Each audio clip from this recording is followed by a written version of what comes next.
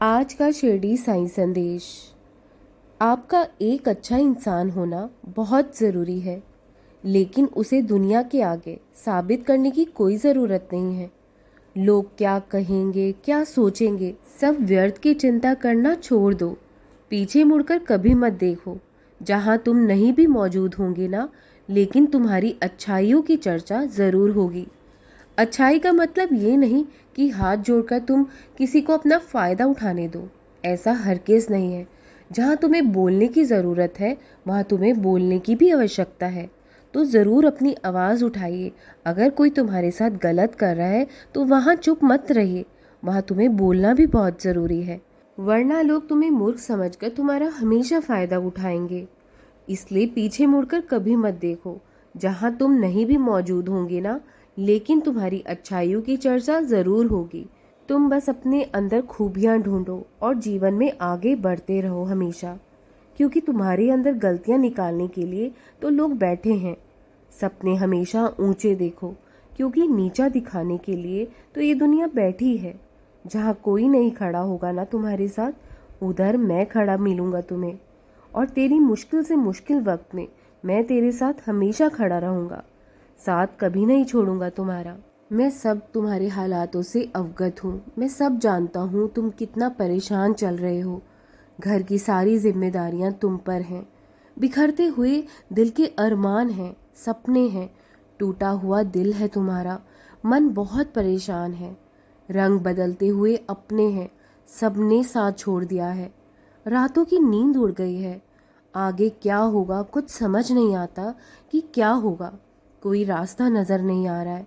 फिर भी एक उम्मीद है, एक आस है कि एक दिन मेरे बाबा सब ठीक कर देंगे, सब अच्छा कर देंगे।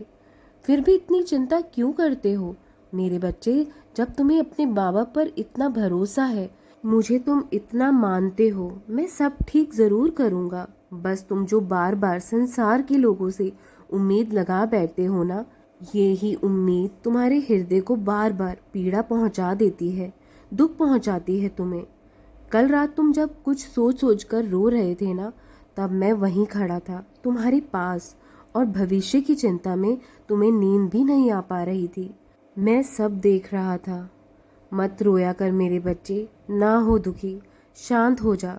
अगर मुझसे मदद की उम्मीद रखोगे, हिम्मत रखोगे, तो मैं तुम्हारी मदद अवश्य करूँगा। और मन को इतना मजबूत बना लो कि किसी भी प्रकार के व्यवहार और आचरण से तुम्हारे मन की शांति कभी भी भंग ना हो। लोग रंग बदल रहे हैं, रिश्ते रंग दिखा रहे हैं, तो परेशान ना हो। तुम खुद को मेरे नाम के रंग से रंग लो, फिर तुम्हें कोई फर्क नहीं पड़ेगा, कोई कितना भी रंग क्यों ना बदल ले। तुम कुछ लोगों का लिहाज करके या उम्र का उनकी लिहाज करके उनको पलटकर जवाब नहीं दे रहे हो ना।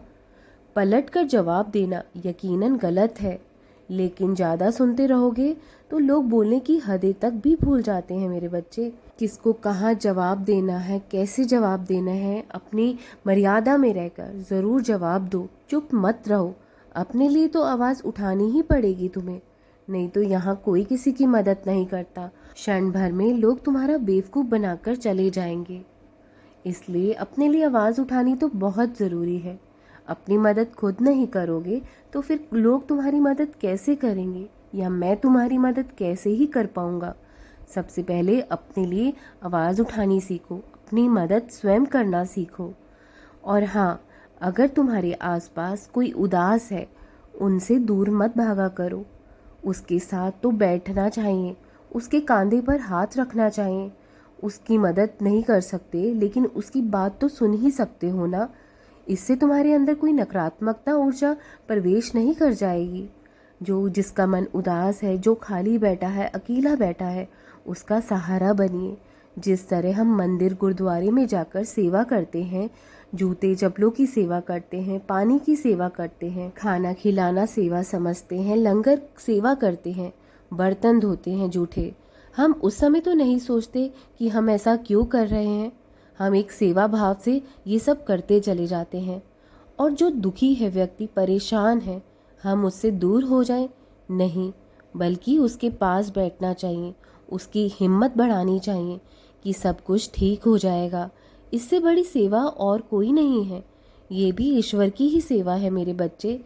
किसी उदास चेहरे पर मुस्कान लाना, किसी बेसहारे को सहारा देना, ये भी एक सेवा है। यदि तुम किसी उदास चेहरे का, किसी दुखी मन का एक जरिया बन जाते हो खुशी देने का, तो ये परमात्मा की सबसे बड़ी सेवा है। ये मानवता का सबसे बड़ा धर्म है मेरे बच्चे। और मैंने तुम्हारे अंदर ये सेवा भाव देखा है। इस सेवा भाव को कभी भी कम मत होने देना। तुम्हारे जीवन में कभी भी परमात्मा कोई कमी नहीं होने देगा। मेरा आशीर्वाद सदा तुम्हारे साथ है। हमेशा खुश रहो।